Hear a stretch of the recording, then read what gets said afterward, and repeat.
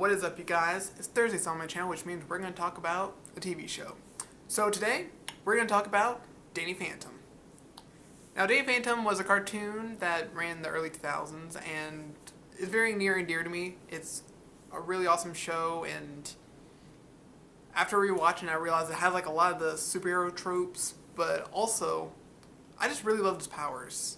Like the idea to be invisible, go through stuff, fly, shoot stuff out your hands. That's all really super awesome, and I just, whenever people are like, hey, what kind of superpowers would you want to have someday, if you could have any? And I'd be like, can I just have the powers of Danny Phantom? Like, I've literally said that before. Because Danny Phantom is just, he's really cool. One of the biggest superhero tropes is, it's very much in the Spider-Man vein, where he's a high school kid, he gets these powers, and he's trying to balance being the lame kid at school, but also trying to be this really cool superhero that everyone loves. And, of course, he has his family and friends to help support him somewhat. Maddie and Jack Fenton are the two parents who are ghost hunters, and his sister Jazz did find out pretty early on that he was Danny Phantom, but kind of kept it to herself. And he is supported by his two friends, who are Sam and Tucker. Sam and Tucker are with them in every adventure. They kind of learn how to use his parents' like gadgets and stuff so they can help Danny catch all the ghosts and bring him back to the ghost zone. In the school, there are a few characters that are kind of worth mentioning. Because he is the loser of the school, he has, the bully. So basically the bully is Dash, and he's a big fat jerk, football jock kind of person, so, generic bully trope. Also there's Paulina, who's like the foreign-speaking hot girl who Danny pines over for literally every season. And then there's also Mr. Lancer. He's always suspicious of why he's always late for class and all that usual stuff. And one of the things they did with Mr. Lancer was they decided to make him say things as like one-liners that are like references to like stuff that today would just seem outdated. Like one point he said chicken soup for the soul, and unless you were alive in like the early 2000s, you have no idea what that was. So being that he is a superhero, he has like a plethora of villains. He has Technus, Johnny 13. Undergrowth was actually a character that had kind of like a one-off in the third season that was actually voiced by Luke Skywalker, or the Joker, depending on how you know him, but basically you had him voicing the villain who basically was Poison Ivy on steroids. Also, one of my favorite villains was Ember, because she's kind of like that Paramore Avril Lavigne kind of like punk rock girl who's like, but also a ghost. So she controls people with music, and her song is really, really catchy. Also, one of the main villains was Vlad Masters, who every superhero has that like villain that's like the same as them, has like similar like how they got the powers, similar everything, except maybe the villains may be more experienced or just knows the powers better, and that was Vlad. He was basically a half human, half ghost like Danny, who basically fights Danny and kind of pines after his mom, and it's just, he's a horrible villain, and he actually becomes mayor of the city in the third season, so that caused a lot of drama and all that fun stuff. But another villain that, of course, you have to mention is I am the Box Ghost! Because the Box Ghost is a wonderful, adorable character. He's just a villain that Danny's like, I don't have time for this, and beats him in like 2 seconds. Which is always fun and just very, very satisfying. In the first episode, we get introduced to Danny, his friends, his family, and the school. And basically, Sam decides to change the menu. So there's this ghost that is like, oh, you changed the menu to vegan? Well, that can't do. And she's an evil meat lunch lady. who eventually actually has kids with the box ghost, which is really gross and weird. Another important episode in the first season was Control Freaks, which basically a villain named Freak Show basically mind controlled Danny and forced him to kind of become like a mind controlled villain, kind of like Hawkeye in the Avengers. And basically, at the end of it, the way that Danny actually gets knocked out of it is Sam is forced off the top of a train, which the climax on like a moving train because it's a circus thing. And she falls off and he's like, oh god, I gotta save her. But he had happened to get a hand on the spear that, not the spear, we'll call it the Wand of Destiny. And he basically just goes in, drops it, breaks the mind control on the Freak Show's minions, and he saves Sam. And they kind of have that like first real moment of like, oh, you're kind of cute.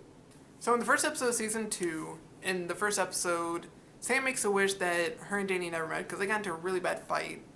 And it just so happens that there was a ghost who grants wishes. And of course, since she heard Sam, Danny lost his powers, didn't even remember that Sam was even her friend. He always thought that it was just Tucker and him for the longest time. They had to find a way to get Danny to remember, so eventually they put him through his parents' machine that kind of gave him the ghost powers in the first place. So Sam decided to take a little D ghost-looking emblem and put it on Danny's chest, so that way when he went through the portal and got his powers and like the suit became part of him when he became Ghost, it had the cool D and kind of just made it really rad looking. And he still didn't quite have everything back in order because he still didn't remember much because the wish was still in effect, but he got his powers back, so he had to like relearn it for the last few minutes of the episode. And once they kind of defeated the ghost, everything kind of went just back to normal because Sam was like, I wish everything was back to normal, and everything goes back to normal. Now on to one of my favorite episodes, was actually in season 2. It's an episode where future Danny is like turned villain. His parents and friends and stuff like die. And so he basically goes to Vlad because he's the only person who can understand the situation at all. And basically goes through some steps to become evil, and in the future he's just evil, terrorizes the world, and he's just an overall bad dude. But going back to present day Danny, he like gets sent to like this time palace thing. While he was at the time palace thing, he learned that in the future he has this cool ghost power, which is a ghostly wail, which is basically like a sonic scream. And of course has like the kind of sound effect to it because it is a ghostly wail. But imagine just a shockwave just decimating everything in its path. Basically he gets trapped in the ghost zone by his future self because future self kind of want to make sure that it still happened. Because now that Danny saw the future, he's like, could maybe meddle and make it worse or fix it or whatever. Eventually he does get out of there and he goes against his future self after he realizes that he already has the ghost well now that he's seen the power. And he basically defeats his future self and sets everything right with the help of the time master. And everything just goes back to normal.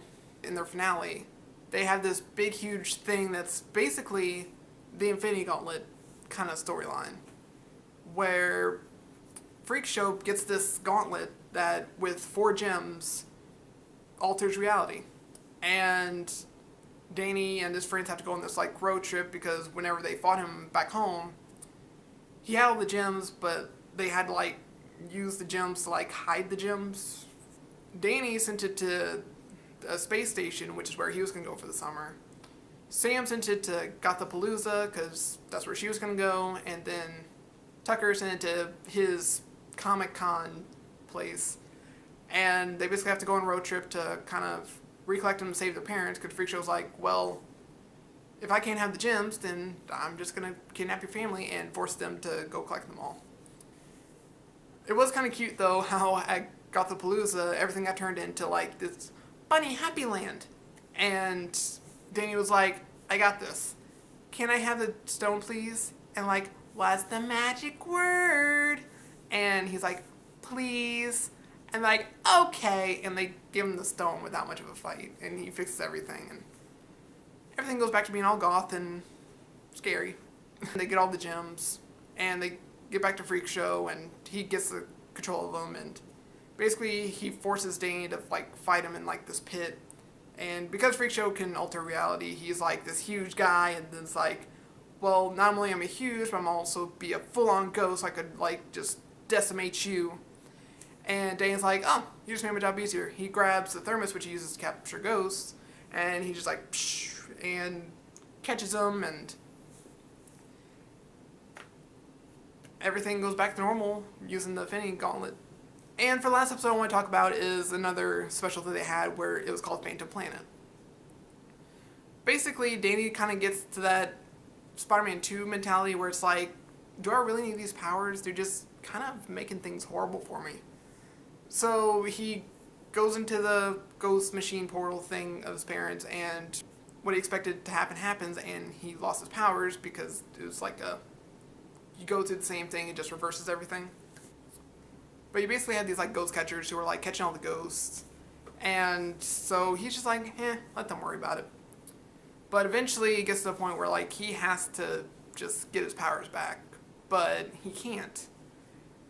And there's also like this big huge meteor thing that's coming for Earth, and it's gonna wipe out the entire planet unless they can stop it. Of course they all fail. And so basically there's a point where Danny ends up in the Phantom Zone. The ghosts are like, oh, you're human now. We're gonna have fun with you. And then they have fun, and then the collective powers of their ecto beams just gave him his powers back, because maybe it was dormant or whatever. But he manages to get all the ghosts to kind of like help him. And basically in the end they succeed, and Sam and him have a moment. It's a cute moment. Goals. They got to live happily ever after. And that's basically some of the best episodes of Danny Phantom. There are a lot more villains, a lot more characters in there. But it's only 3 seasons, and it's on Hulu, so if you liked it, like my rough description, go give it a try. It's a really awesome cartoon.